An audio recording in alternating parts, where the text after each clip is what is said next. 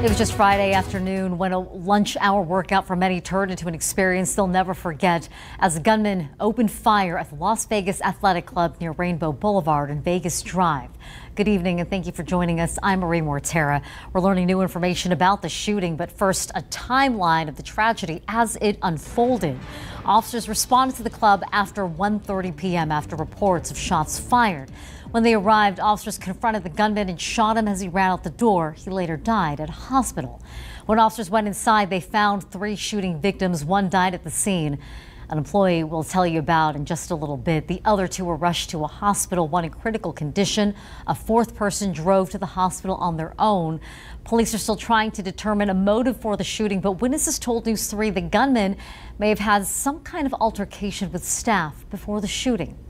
Yesterday, LVAC confirmed the man who was killed was Edgar Quinones, a 15-year employee of the gym. LVAC releasing a statement saying in part they're praying for his friends and family and that he will be deeply missed. The gym has now reopened, and that's where we find our Ambar Rodriguez live with the emotional return for some members. That's right, Marie, and that club is now open, and I went inside and it seemed like everything but the juice stand was business as usual, and people have been slowly trickling in, many of them bringing flowers for a small memorial which now sits in the front for Quinones, which is a longtime employee who died in the shooting on Friday. Now, last night, LVAC sent an email to its members stating Quinones, a team member of over 15 years, died in the senseless act of violence. The club wrote, quote, Edgar was not only a valued teammate, he was family to all of us at LVAC. His kindness, dedication, and warm spirit left a lasting impression on everyone he met, and he will be profoundly missed. It also included that counseling resources are available for both LVAC staff and members who may need support during this difficult time. The email stated that the Northwest Club, which is this location, would remain temporarily closed and members would be notified about its reopening. But when we arrived this evening, the club was back open. I spoke with a few members and asked them if there was any hesitation on coming back after Friday's shooting. Take a listen.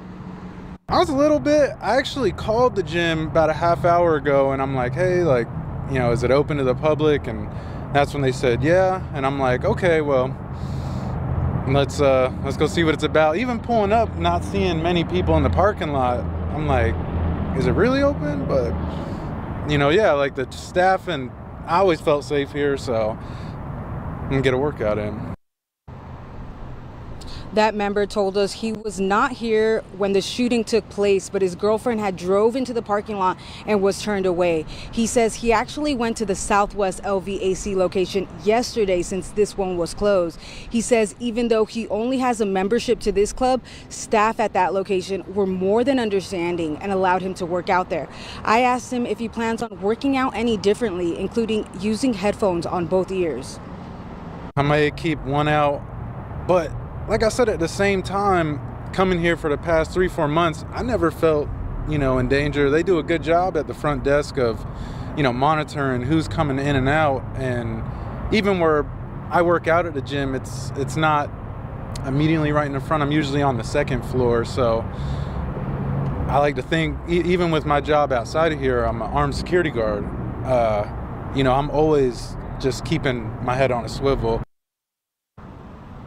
And I spoke with a few others who did not want to speak to us on camera, but did share their heartbreak.